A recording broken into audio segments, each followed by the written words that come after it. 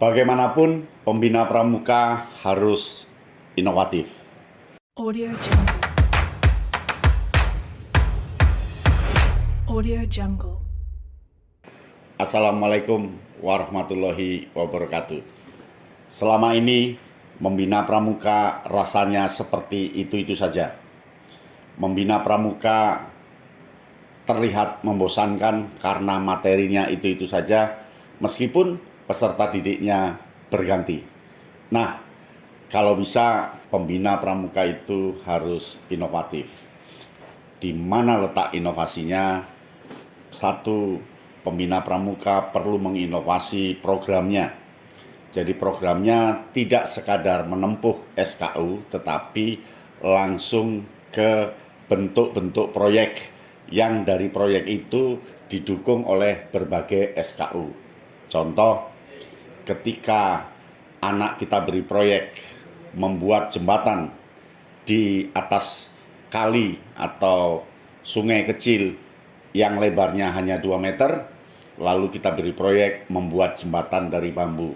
Nah, ketika dia bisa membuat jembatan dari bambu itu, dia akan menyelesaikan SKU pasal berapa,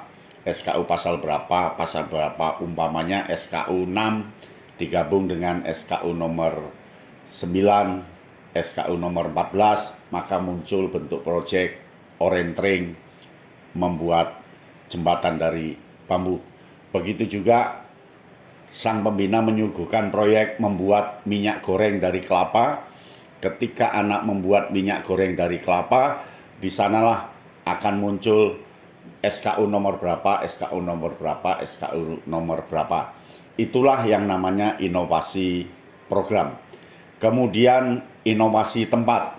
Jadi para pembina bisa menginovasi tempat-tempat latihan tidak sekadar di halaman sekolah, tidak sekadar di lapangan, tetapi cari tempat yang betul-betul inspiratif, menyenangkan, kemudian anak betah di tempat itu. Contohnya latihan pramukanya di pinggir sungai, atau di tengah sawah, atau di ladangnya orang, atau di pasar. Begitu, sehingga ada perubahan situasi yang membuat anak itu senang terhadap latihan-latihan pramuka. Kemudian yang ketiga, Anda bisa menginovasi tentang penghargaan. Di samping dia mendapatkan penghargaan berupa tanda tangan SKU, sang pembina memberikan tanda penghargaan lain berupa surat penghargaan atau berupa ijazah atau apalah namanya, yang bisa dipakai oleh dia secara split, pisah-pisah dari SKU. Jadi satu SKU, si anak akan mendapatkan 10 penghargaan dalam bentuk pisah-pisah. Meskipun dalam SKU dia sudah menyelesaikan sekian pasal. Itu inovasi yang ketiga.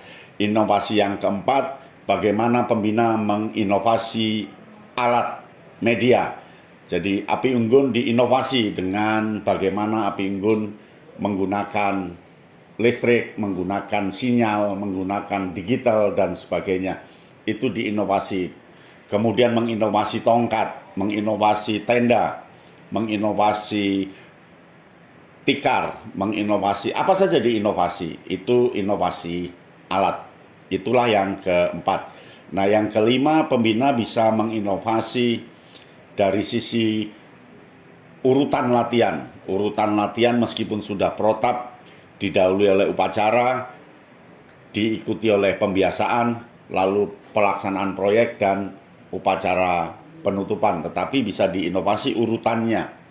Urutannya dia upacara, tetapi bentuk upacaranya dibuat beda. Pembiasaannya dibuat beda. Begitu. Nah, dengan begitu, inovasi tidak akan pernah berhenti, inovasi akan jalan terus. Pembina pramuka memang harus kreatif, inspiratif, dan terakhir dia inovatif. Siapa tahu inovasi pembina ini nanti kalau ditindaklanjuti menjadi temuan pembina, dan pembina punya hak paten, punya hak kekayaan intelektual yang juga akan memberikan janji masa depan yang lebih baik. Inovasi itu tidak mudah. Yang susah itu adalah cara menginovasinya, keberanian menginovasi. Apapun bisa diinovasi. Begitu ya. Selamat menjadi pembina yang mampu menginovasi latihan-latihan di tengah adik-adik. Demikian, salam Kak Yano Bintang. Audio Jungle. Audio Jungle.